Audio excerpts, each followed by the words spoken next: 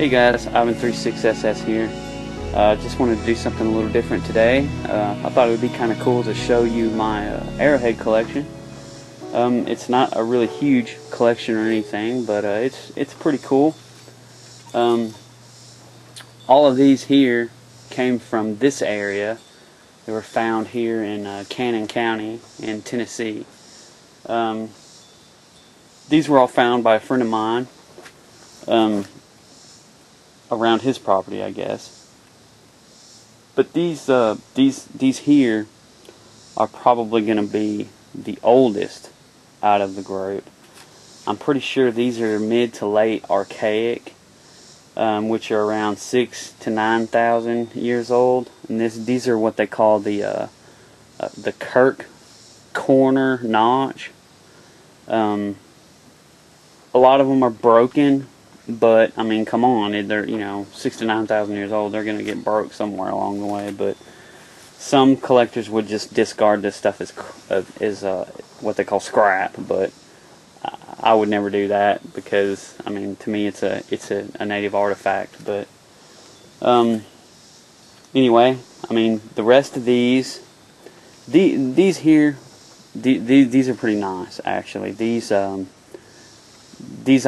are close to the same period as these, I'm pretty sure, but I want to say the rest of these are like the Woodland era, which is probably, I'm guessing, well, there's such a wide range on these things. The book I think says between 600 to 1,300 years old, so there's a pretty big gap there. So they really don't know how old they are, but it gives you a general idea. But there's some significant size on some of this stuff, like these. This is obviously a tool, and it has somewhat of serrated edge, which, from what I understand, is primarily used for cutting and scraping hide. Same here. This piece here is actually very sharp.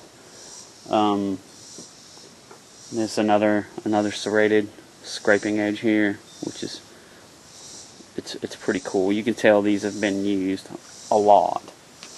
I'm not real sure on what this stuff is. I've heard some people say that it's Indian money is a nickname for it, from what I've heard. I don't really know. I know somebody who probably would know, but I'm not real sure. But it's pretty cool looking. However, everywhere I have found arrowheads, I've found this stuff. So there may be some truth to that. I'm not sure.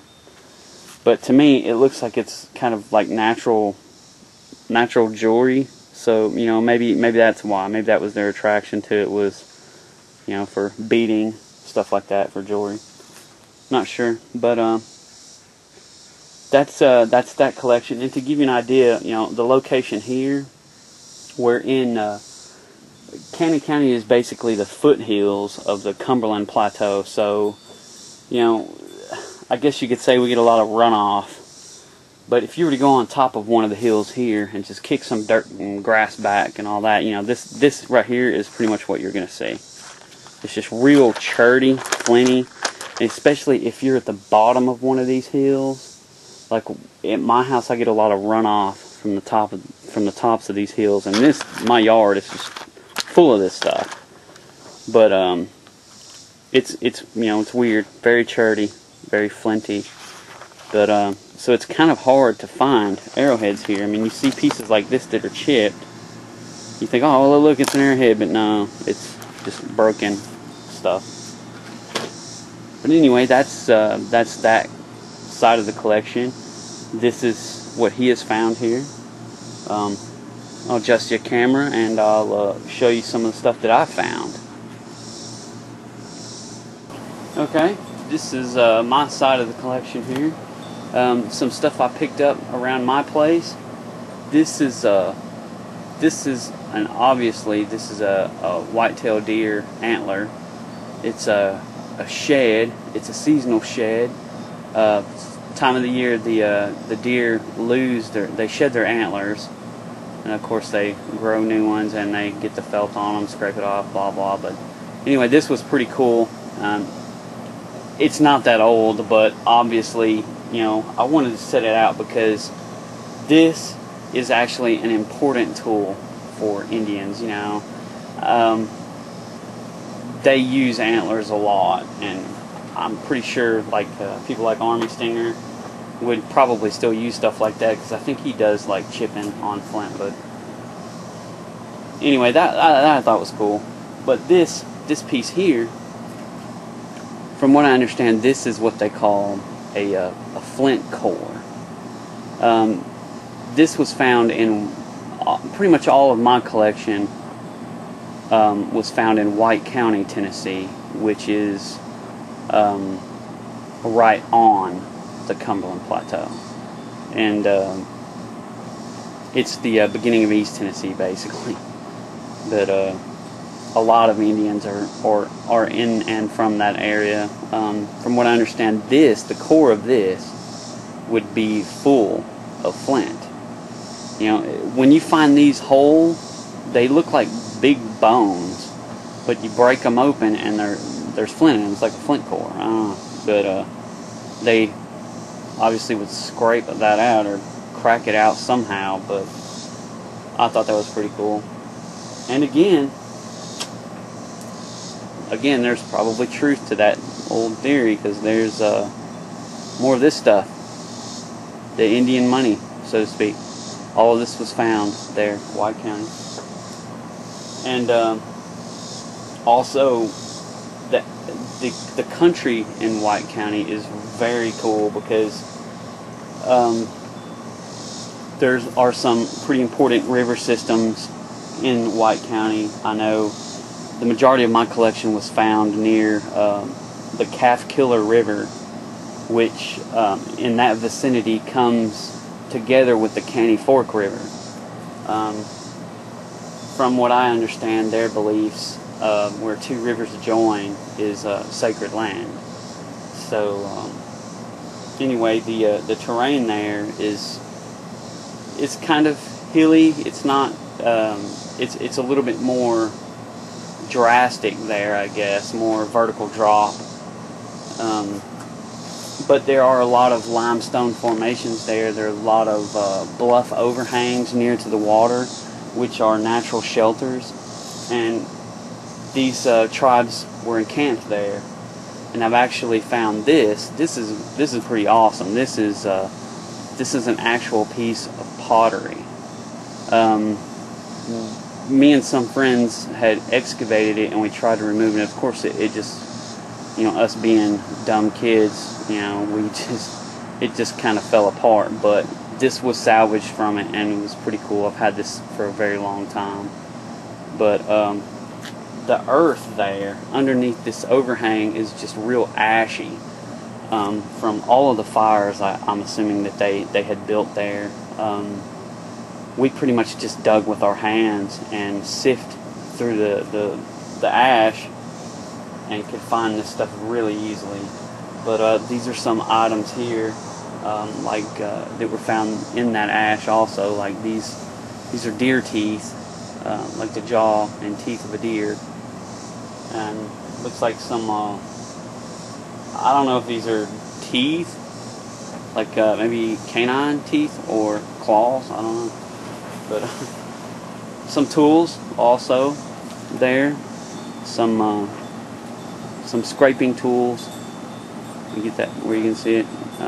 This is a very sharp edge. It's a good scraper. Same here, maybe cutting edge. Not real sure. Pretty neat. Let me adjust the camera and I'll show you some of the arrowheads that I have. Okay, here's some of the arrowheads that I found. They're pretty decent. These here are mostly look like cutting tools, not necessarily arrowheads.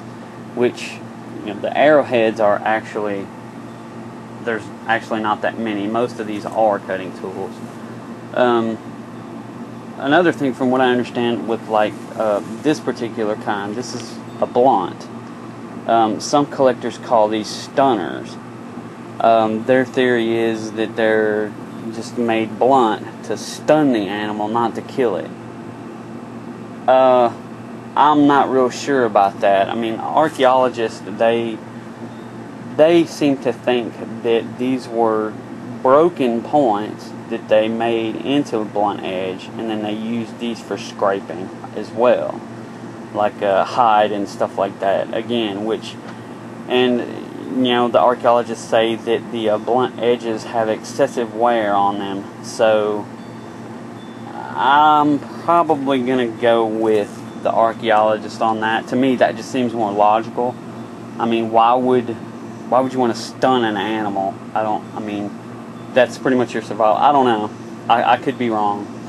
But here's another one, and it's a lot smaller. You can tell also that it's been used a lot. But I don't know. To me, anybody who's hunted with a bow and arrow, I just don't see much stunning going on with any kind of an arrow or arrowhead. I mean, to me, with that kind of velocity, it's going to penetrate. But I don't know. I don't know. But lots of tools. This is a drill. I used to think, well, this was just a really bad mess up, which that may be true. A lot of times they goofed, chipping the arrowhead, but instead of discarding it, they would chisel, they would chip it into something like this, which is a drill. Pretty cool. There's actually several different kinds of drills like that, but that's the only one that I have. Again, just mostly, to me, I'm pretty sure these are cutting edges. This one is probably the best one that I have. To me, it doesn't look broke. It looks like a whole piece, but it's pretty cool. I mean, I'm not real sure on how old this stuff is, but like I said, I'm pretty sure it's from the woodland era. Let me move you over and check out the other little half over here. Okay, here's the rest of my collection. Again, these are some sizable arrowheads. This is a pretty good size here, good weight to it as well. They're in pretty good shape, I think. These especially, these are nice.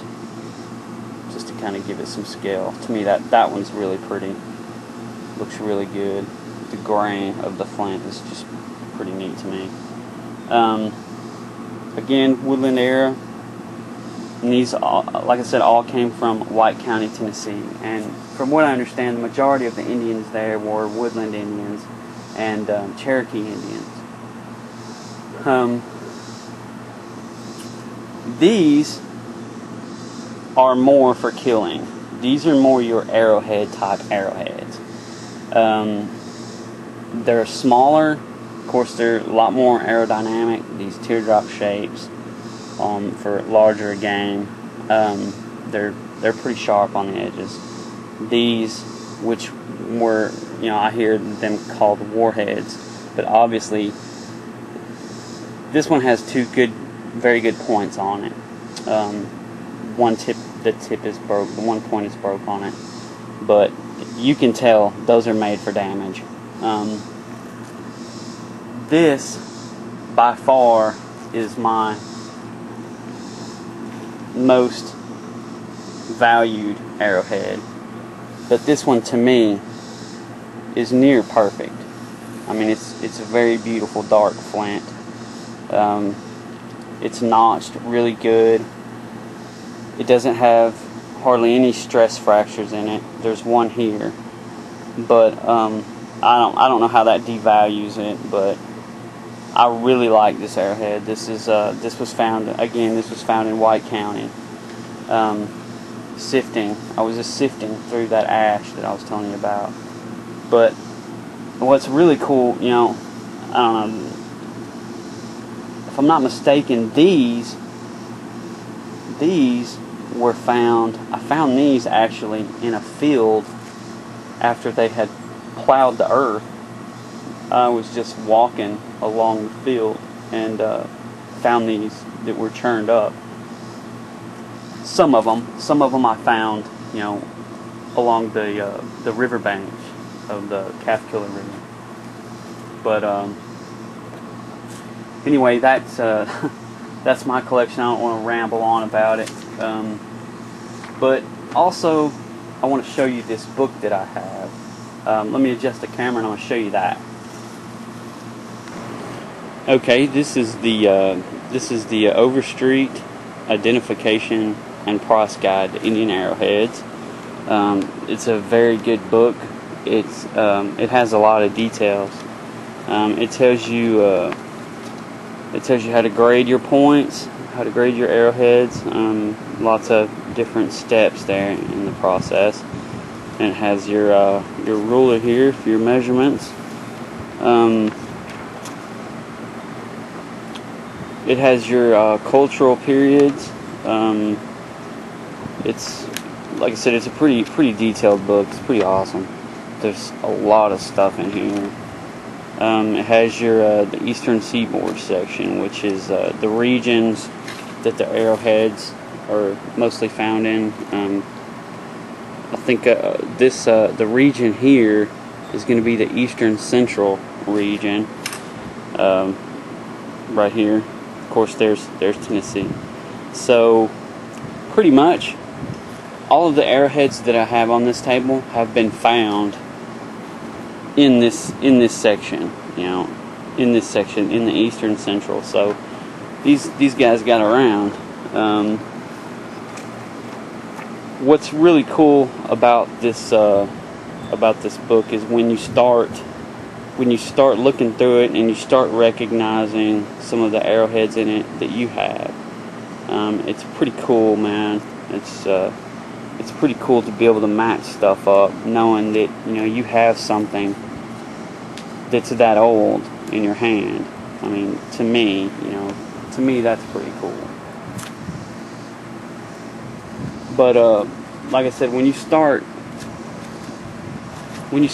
matching stuff up, it's a pretty awesome ordeal. You know, like for instance, I mean, these, it's almost dead on. You know what I'm saying? I mean, to me, that's cool. Right there. It's pretty much there. Or here. Either one.